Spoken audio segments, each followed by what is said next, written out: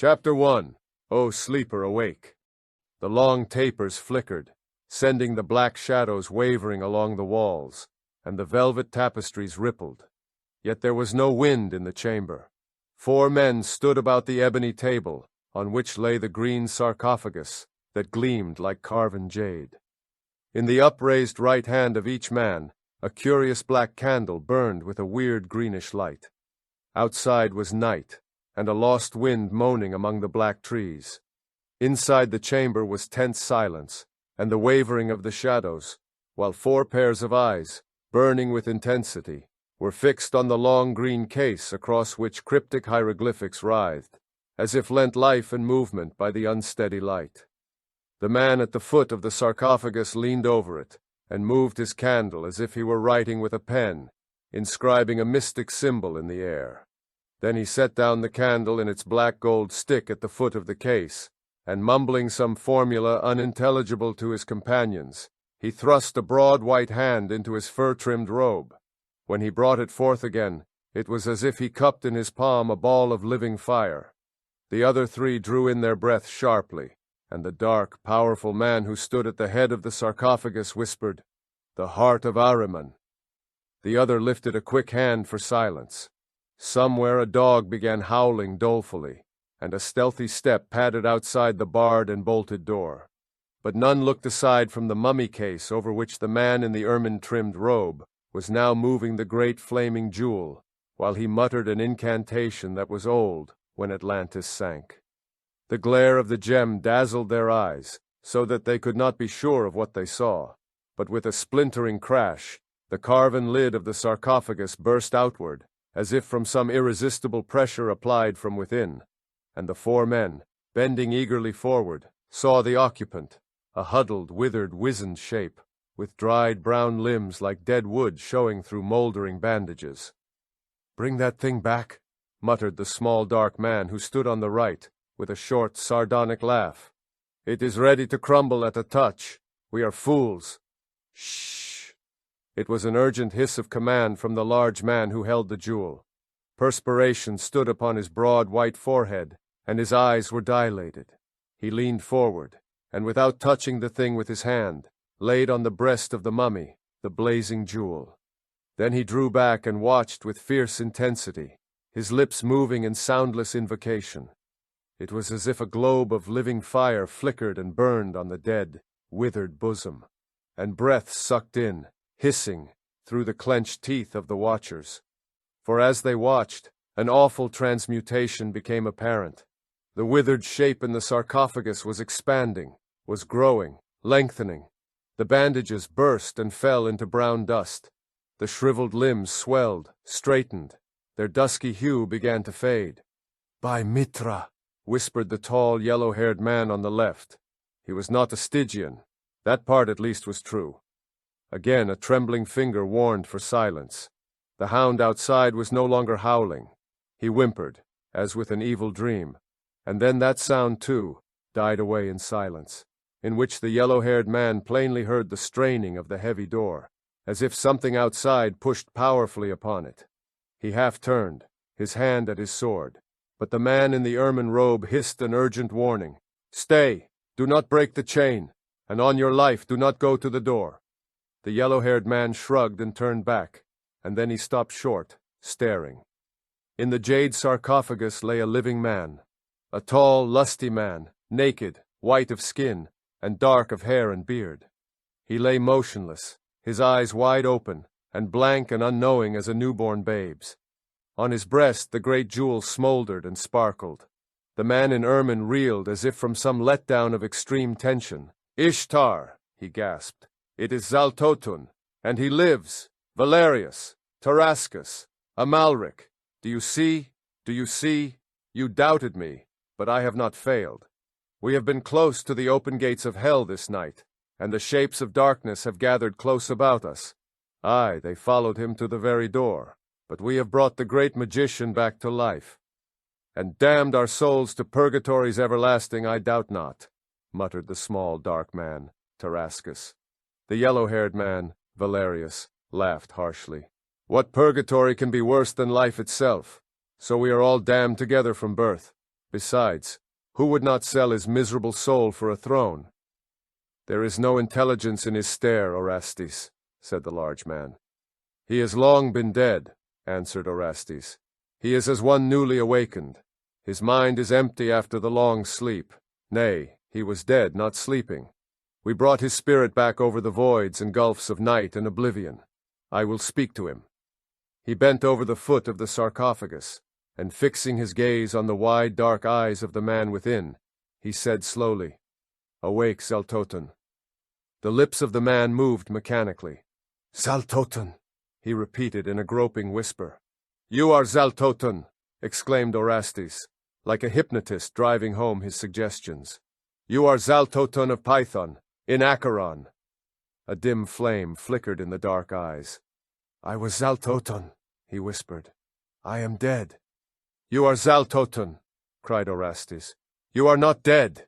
You live." "I am Zaltotan," came the eerie whisper. "But I am dead. In my house in Kemi, in Stygia. There I died. And the priests who poisoned you mummified your body with their dark arts, keeping all your organs intact," exclaimed Orestes. "But now you live again. The heart of Ahriman has restored your life, drawn your spirit back from space and eternity. The heart of Ahriman." The flame of remembrance grew stronger. "The barbarian stole it from me." "He remembers," muttered Orestes. "Lift him from the case." The others obeyed hesitantly, as if reluctant to touch the man they had recreated, and they seemed not easier in their minds when they felt firm muscular flesh, vibrant with blood and life, beneath their fingers. But they lifted him upon the table, and Orestes clothed him in a curious dark velvet robe, splashed with gold stars and crescent moons, and fastened a cloth of gold fillet about his temples, confining the black wavy locks that fell to his shoulders. He let them do as they would, saying nothing, not even when they set him in a carven throne-like chair, with a high ebony back and wide silver arms, and feet like golden claws. He sat there motionless, and slowly intelligence grew in his dark eyes, and made them deep and strange and luminous. It was as if long-sunken witchlights floated slowly up through midnight pools of darkness. Orestes cast a furtive glance at his companions, who stood staring in morbid fascination at their strange guest. Their iron nerves had withstood an ordeal that might have driven weaker men mad. He knew it was with no weaklings that he conspired, but men whose courage was as profound as their lawless ambitions and capacity for evil.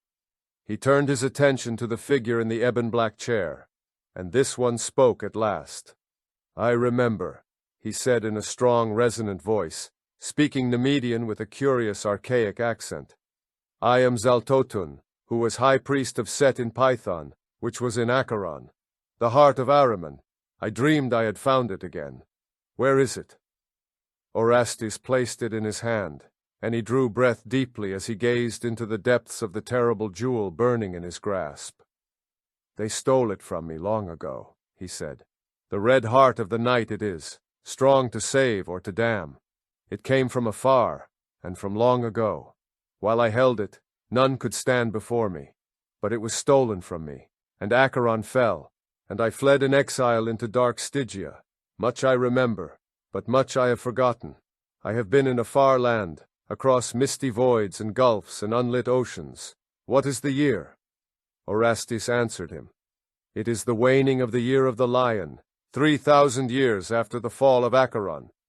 3,000 years, murmured the other. "So long. Who are you?"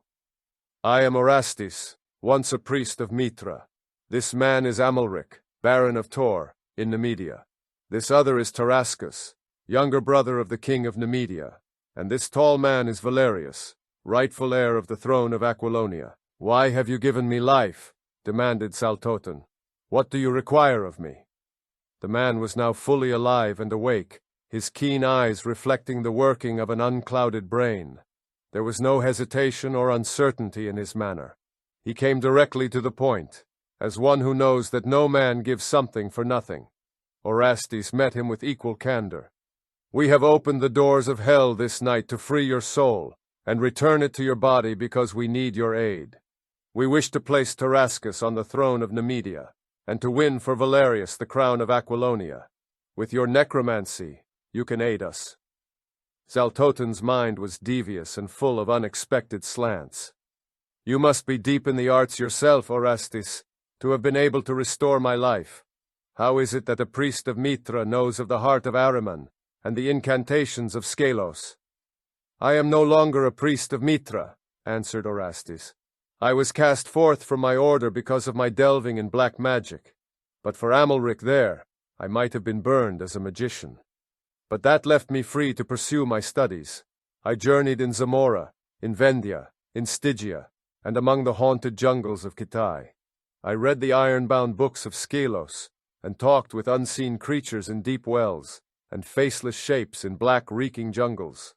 I obtained a glimpse of your sarcophagus in the demon-haunted crypts below the black giant-walled temple of Set in the hinterlands of Stygia, and I learned of the arts that would bring back life to your shriveled corpse. From moldering manuscripts, I learned of the heart of Ahriman. Then for a year I sought its hiding place, and at last I found it." "Then why trouble to bring me back to life?" demanded Zaltotun, with his piercing gaze fixed on the priest. "Why did you not employ the heart to further your own power?" "Because no man today knows the secrets of the heart," answered Orastis. "Not even in legends live the arts by which to loose its full powers. I knew it could restore life. Of its deeper secrets I am ignorant. I merely used it to bring you back to life. It is the use of your knowledge we seek. As for the heart, you alone know its awful secrets." Zaltotun shook his head, staring broodingly into the flaming depths. "My necromantic knowledge is greater than the sum of all the knowledge of other men," he said. "Yet I do not know the full power of the jewel.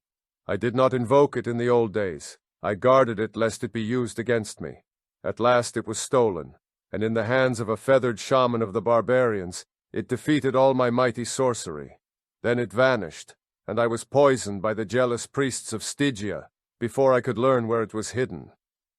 "It was hidden in a cavern below the temple of Mithra, in Tarantia," said Orastis. "By devious ways I discovered this, after I had located your remains in Set's subterranean temple in Stygia. Zamorian thieves, partly protected by spells I learned from sources better left unmentioned, stole your mummy case from under the very talons of those which guarded it in the dark, and by camel caravan and galley and ox wagon it came at last to this city.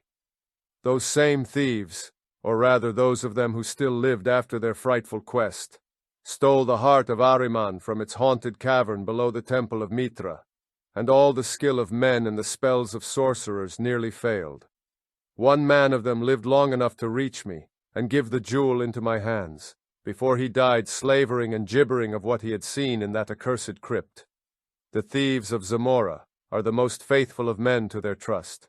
Even with my conjurements, none but they could have stolen the heart from where it has lain in demon-guarded darkness since the fall of Acheron, 3,000 years ago." Zaltotun lifted his lion-like head and stared far off into space, as if plumbing the lost centuries. 3,000 years, he muttered. "Set, tell me what has chanced in the world." "The barbarians who overthrew Acheron set up new kingdoms," quoted Orastis. "Where the empire had stretched now rose realms called Aquilonia and Numidia and Argos, from the tribes that founded them. The older kingdoms of Ophir, Corinthia and Western Koth, which had been subject to the kings of Acheron, regained their independence with the fall of the empire." "And what of the people of Acheron?" demanded Zaltotun. "When I fled into Stygia, Python was in ruins, and all the great purple-towered cities of Acheron fouled with blood and trampled by the sandals of the barbarians. In the hills small groups of folk still boast descent from Acheron," answered Orastis. "For the rest, the tide of my barbarian ancestors rolled over them and wiped them out. They, my ancestors, had suffered much from the kings of Acheron." A grim and terrible smile curled the Pythonian's lips. "Aye, many a barbarian, both man and woman, died screaming on the altar under this hand. I have seen their heads piled to make a pyramid in the great square in Python, when the kings returned from the west with their spoils and naked captives. Aye, And when the day of reckoning came, the sword was not spared.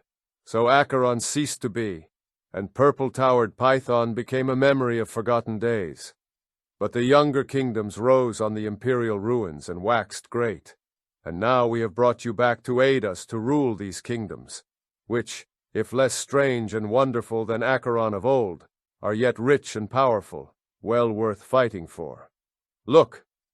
Orestes unrolled before the stranger a map drawn cunningly on vellum. Zaltotun regarded it, and then shook his head, baffled. The very outlines of the land are changed. It is like some familiar thing seen in a dream, fantastically distorted. "How be it?" answered Orestes, tracing with his forefinger. "Here is Belverus, the capital of Nemedia, in which we now are. Here run the boundaries of the land of Nemedia. To the south and southeast are Ophir and Corinthia, to the east Brithunia, to the west Aquilonia." "It is the map of a world I do not know," said Zaltotun softly.